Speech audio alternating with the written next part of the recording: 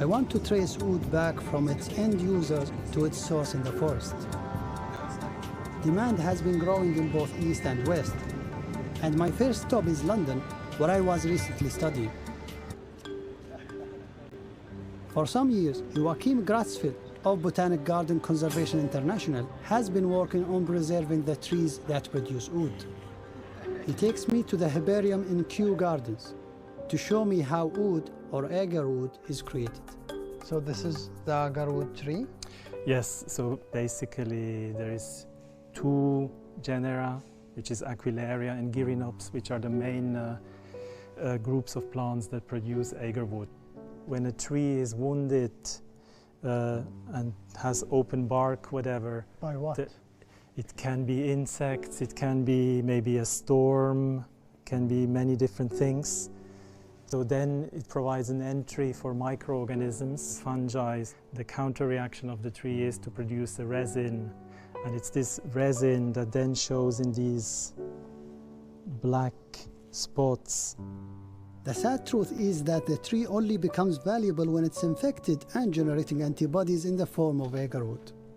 It is quite a rare occurrence naturally.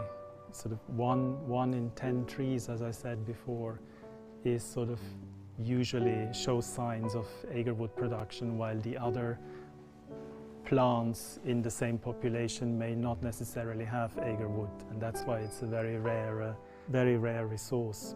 When you are in the field, this is very difficult to see whether a tree has produced agarwood or not. So that's one of the reasons why they are often indiscriminately felled, just to see whether they have it or not.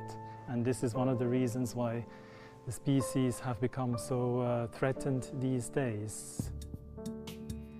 The trees have been put on the list of the Convention on International Trade in Endangered Species, or CITES. In some countries, it has led to a ban on harvesting, and in the rest to needing a CITES certificate for export, proving the wood came from a sustainable source. Commercial plantations have also been established, and yet, in the wild, the trees' population continues to decline. So as a consumer who only uses wild agarwood, do you think I'm a part of the problem? Yes, of course, unless it's sustainably sourced and respects the sort of is within the export quotas of the different countries, and unless also the CITES regulations are abided by, then yes, then you are part of the problem. One of the things I have to find out is whether my wood is harvested sustainably or not. But the demand for the wood far outstrips supply.